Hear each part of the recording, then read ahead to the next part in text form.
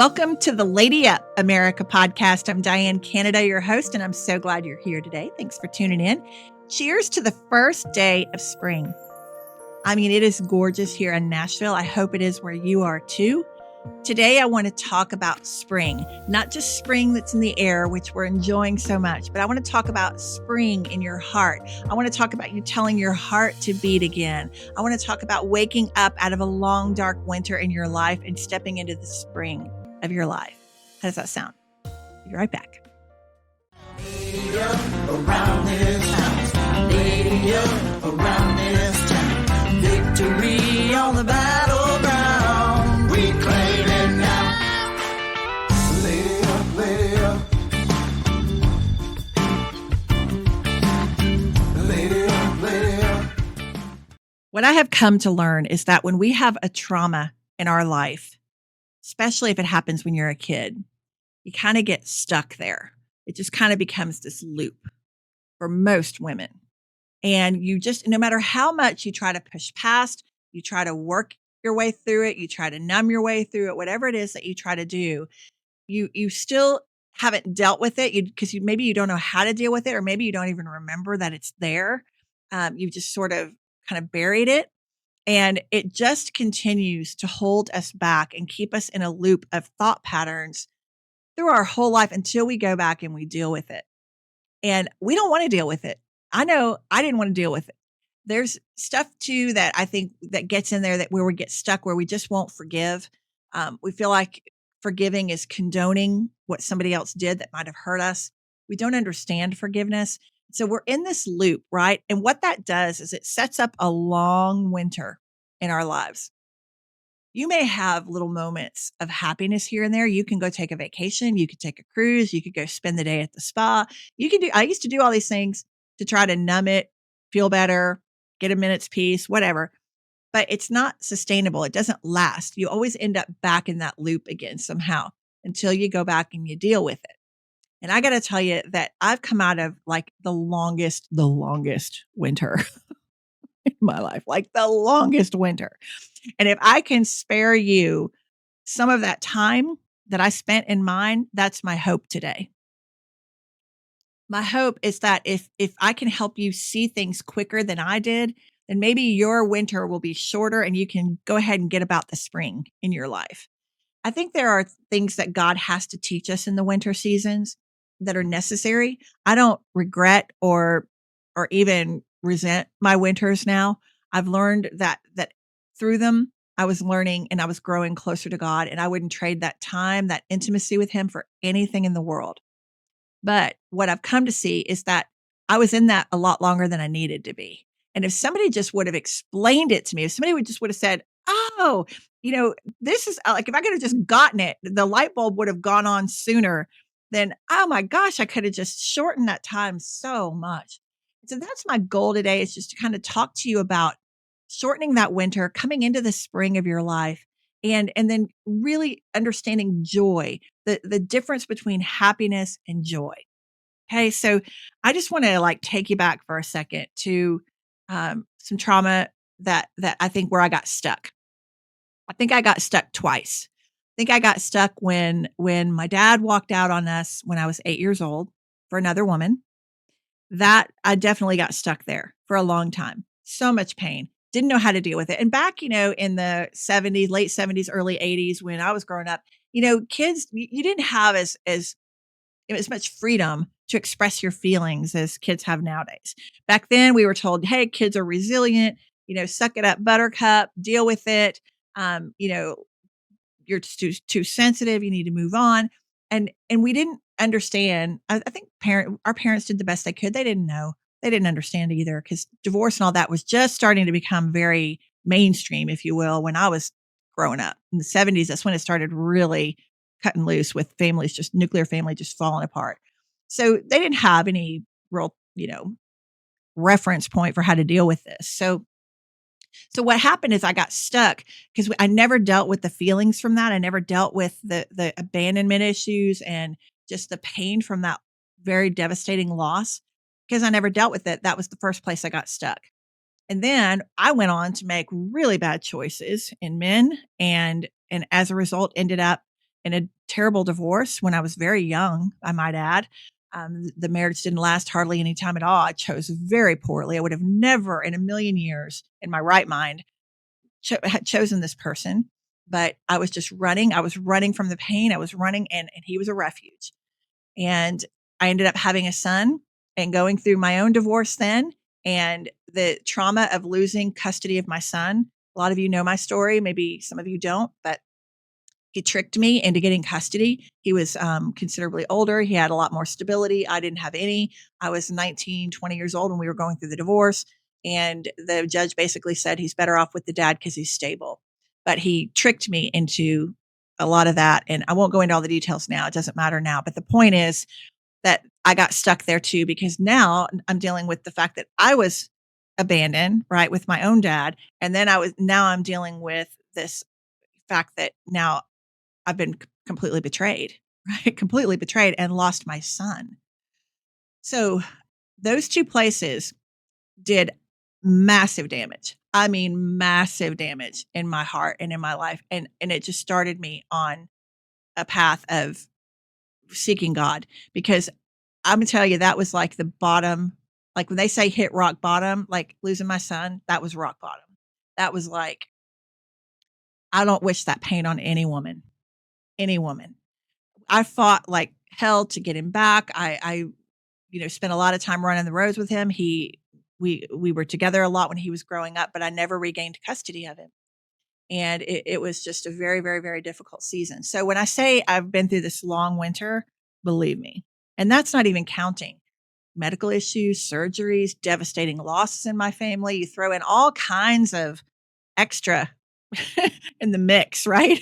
It was a perfect storm for a ruined life. Let me just put it that way. Had it not been for God carrying me through those seasons, me not understanding what it meant to lean on him, but just trying to figure it out, trying to understand how to have a relationship with Jesus. Had it not been for him holding me many, many nights, just carrying me through days in my life when I just literally couldn't stand up, I would never have made it through that. I would have turned to something very dark or dire. Um, I don't know that I would still be here. I had contemplated suicide. I mean, I want to tell you that was a deep, deep, deep winter in my life. Now, fast forward to 2020. Okay, now I'm running for office, and I know that a lot of this stuff's going to come up. I understand that when you put yourself on the ballot, that they go digging up your history, right? So my fear was that they're going to be like, "Oh, look at what happened. She lost her son. What kind of mother would she be to lose her son?" And they weren't going to understand. So I thought I would write a book, and I got my son's permission on that and his blessing on it. And I said, I want to tell our story. I'm not going to let them spin it. So I put that book out, and that was when I started to really deal with the places where I'd gotten stuck. When I sat down to write that, it wasn't because I was trying to put out a book to sell, or it wasn't, it was just to try to get out ahead of my race and to get out ahead of the story and not let my opponent spin it. That was the point of that book. Never told my story before that. I'd never told it. I always, just held a lot of that back because I thought, what would people think of me as a mom, not having day to day, custody of my son. We had a lot of, like I said, a lot of visitation time and all of that, but I didn't have him day in and day out. I had him for long stretches and all of that, and I had to fight for all that. But the point is, I had to go back and deal with places where I got stuck. And then I was introduced to an amazing friend named Javier Pena. Y'all have heard me talk about him before. And he started to really teach me about how to forgive. And I'm going to tell you, I did not want to do that. I had no interest in forgiving my ex-husband for betraying me like that with my son. I mean, I didn't have any interest in forgiving my father. There were so many people I needed to forgive, and I was just sort of um, very rebellious about that. I'm like, no, I'm not going to forget. So I get it. If you're feeling that, I get it. But what I have seen now that I'm on the whole other side of that, that's what I'm trying to say, to shorten your winter. I stayed in the winter, kind of like the Israelites stayed in the wilderness a lot longer than they needed to. Do you know that from the Red Sea to the Promised Land, was an 11-day trip, and they stayed out there for 40 years. 40 years. Okay, I stayed in my wilderness, so what's that? For like 46 years? My dad walked out when I was 8, and I'm 54, so yeah, 46 years that I was in my wilderness. I don't want you to be in your wilderness that long. I want you to shorten it. Okay, so what you gotta do is you gotta do the forgiveness thing. And I think that most of us don't know how to forgive. I didn't. Like, I had said the prayer and I thought I had forgiven. I had not forgiven. I had not. True forgiveness gives you the opportunity to express how that person hurt you. Like, Javier took me through this exercise where he said, Diane, I want you to sit down and I want you to circle every word on this page that you felt when you went through that experience. And, I was used to over the years saying things like, oh, I was hurt or oh, I felt betrayed even. But there were a lot of feelings that I had in there that I really that I wasn't aware of or that I hadn't articulated. And he had like this sheet of like, I don't know, it's like 100 words on this page. And as I'm going through, I'm like circling a lot of them. You know, I felt not only betrayed, but I felt inadequate. I felt like a failure. I felt like, all these things, right? So you acknowledge and you kind of give voice to these feelings that you felt, and you give yourself permission to feel them, and they do come back up again, and it is a little tough because you gotta get in that space again, and it's uncomfortable. But then you go through this process where you use your imagination and you call that person to a meeting. You say, so and so, I want you to come and sit down. We're going to have a meeting. And again, this is in your imagination. And you sit them down and you start to go through that list. You say, you made me feel this. When you did that, it made me feel this. You go through that list of all these emotions that you actually felt. And you explain to them how much they hurt you or how angry you are or whatever it is, or how they stole your innocence or whatever, how they wrecked your childhood, whatever you need to say. You just get it out of your system in this imaginary scenario.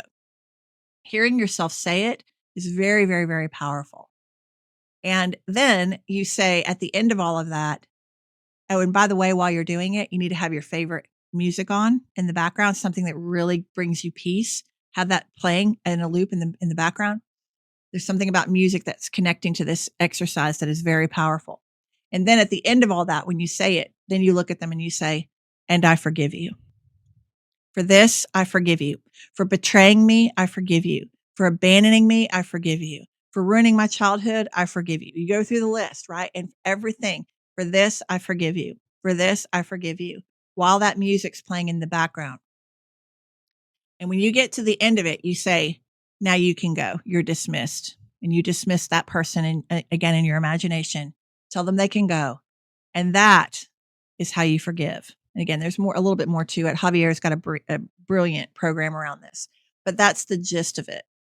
So it's not just saying I forgive someone. It's acknowledging what they did to you, acknowledging the feelings that you have around that, loving yourself enough to express those to that person in your imagination. And then you're ordering them to sit down, and then you're telling them when they can go. So it's empowering and all these things. So that's the way to forgive. And then what I have to do kind of as the cherry on top is then I have to say, Lord, help me mean it. Lord, help me mean it. Lord, I want to, maybe I'm saying it and I'm doing this out of obedience. Let my emotions catch up quickly. Because I'm going to tell you, your emotions may not be on board with this when you're doing it. But that act right there, going through your list of who do you need to forgive? Who are all the people? Think back to your childhood. Think back to maybe coworkers, an old boss. Maybe it's an old girlfriend who betrayed you. Maybe it's I don't know, a brother or sister. Maybe it's your parents. Whatever it is, a cousin, who knows? But sit and make a list of all the people that you need to forgive and go through this exercise.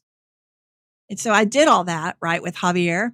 And then I got to the end of it and I'm like, okay, I went through my whole list.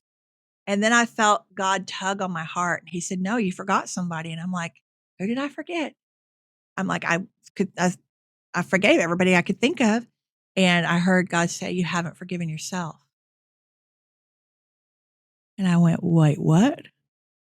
And that was profound. Then I had to sit and pull that list out again, look at all those words and go, "Oh my gosh, Diane." So what I noticed is that when I would circle those words on that piece of paper that pertain to somebody else, I'd have a lot of them, maybe 3/4 of them circled. When I did the one on myself, every single word was circled, every single one. I had to forgive myself for a ton of things that I didn't even know I was carrying. So when I did that, and then I said to myself, "I forgive you. I forgive you." And then I let that go. Oh my gosh, you guys, you can just feel the weight come off of you that you've been carrying, and you get unstuck. The loop, you break the loop. And again, remember, play your favorite music while you're doing this. For me, it's Sailing by Christopher Cross. That's my favorite song, and I have it in the background. And so now every time I hear that song, I have a peace like I can't even explain to you.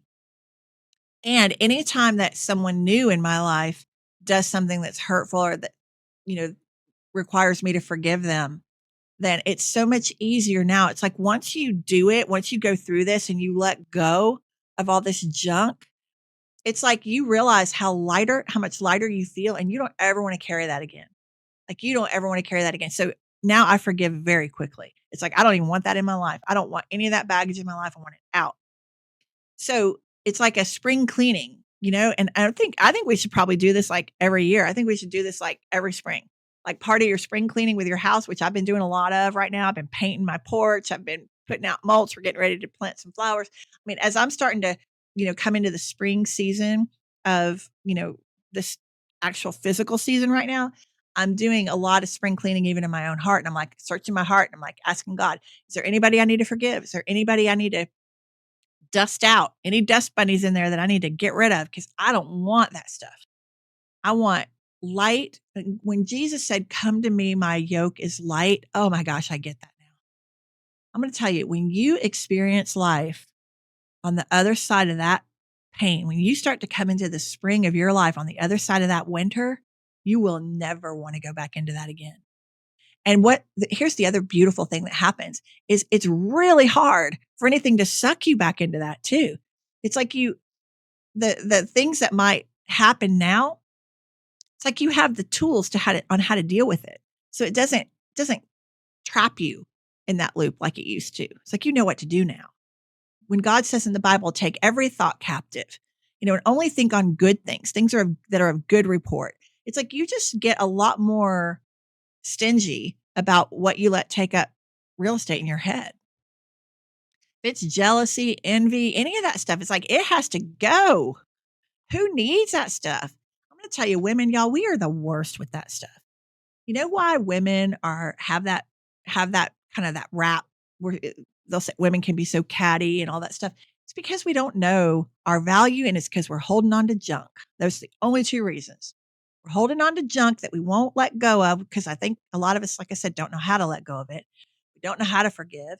So we're hanging on to that, or we just don't want to, or we don't know our value. We don't understand where real joy and happiness comes from. So we're like in this comparison thing. We're always like searching for, I don't know, we think if we go buy the right bag or the right shoes or whatever, it's going to bring us happiness. I'm telling you this, it's a lie. It's just not true. Lightness, joy and happiness are two different things, but joy, that is only to be found in the Lord. And that's by following his blueprint, following his owner's manual for our life, which is to forgive. And God says in the Bible that forgiveness is not optional. It's not optional. We are commanded to forgive. And I didn't realize that. I did not realize that. For years, I didn't know that. And the other thing we're required to do is to obey him. So I'm going to tell you, like if you're doing stuff you wouldn't be doing if he was standing over your shoulder, you're in that disobedience. Those are the two reasons why you're still in your winter. I know because I lived it. I know. I lived it. I was doing stuff. I mean, y'all don't even know. Okay. So you get in obedience and you get good at that forgiveness thing. Other side of that is unspeakable joy. joy, spring in your life. No more winter. Shorten that. No more winter. No more droughts. No more famines in your soul. It's like abundance. You start walking with the Lord. I'm not saying he's some celestial Santa Claus. I don't mean it like that, but I am saying that joy, no matter what you're going through, it doesn't rattle you. No matter what you're going through, you're stable. You're emotionally stable and you're really genuinely enjoying your life, like little moments. The other thing that's so beautiful about coming into the spring of your life, you know how they always say, stop and smell the roses? It's like you start to do that in every area of your life. You're so present. Like you're no, like I'm so present now where I'm at. I used to be, if I could be somewhere physically, but I was 10 other places in my mind. Now, wherever I am, that's where I'm at mentally, emotionally, spiritually, in every way. I'm very much in the moment, very present in the moment. You can have that. Oh my gosh, girls. Probably a lot of you watching already have it. You're probably over there going, amen, amen, sister. I mean, I know there's a lot of y'all that are doing that. But if you don't know this, if this is the first time you've ever heard this stuff, oh my gosh, let me just pour it out on you. I don't want you in this winter. I want you in the spring of your life. Look at all these beautiful flowers. This is where I want you walking, tiptoeing through the tulips. I want you stopping and smelling roses. I want it to be like butterflies landing on you. I want your life to just be this beautiful blooming of just nothing but beautiful things around you. Yes, we're going to go through adversities. Yes, we're going to have hardships. Even when we're walking with the Lord, he said we're going to have trials, we're going to have tribulations. But like I said, they don't take you into this dark winter. Like they don't have the power to take you down to the depths of that anymore. You might go through something hard, but it's still spring in your heart. It's still, you find the beauty in whatever it is you're going through. You can find the peace in the center of that storm, however hard it's raging around you. You can have that peace in the middle of it where you're not rattled. You're stable. You're not just like all over the map with your emotions. And also don't have to go into these depressions and into these long, long winters. Happiness is like those few minutes of, you know, indulging, like I was talking about, a vacation, a day at the spa, that kind of thing. Those things bring happiness for a minute. Happiness is dependent on outside circumstances. Joy is a whole different thing. Joy is yours. You have it no matter what's going on. It is not dependent on outside circumstances. It is only yours to feel inside, and nothing can steal it from you. Nothing. I want to give you the scripture. I love this scripture. It's from the Psalms. It's from Psalm 126:5. And it says, those who sow in tears will reap with shouts of joy. So true. I know we've been through some hard things. I know we've been through some traumas. I know we've been through some long winters, but you can come out of it. You can come into the spring of your life if you just choose to. I'm telling you, do that forgiveness thing. I know you don't want to do it. I know you don't. I get it. You can stay stubborn about it and not do it. You can do that.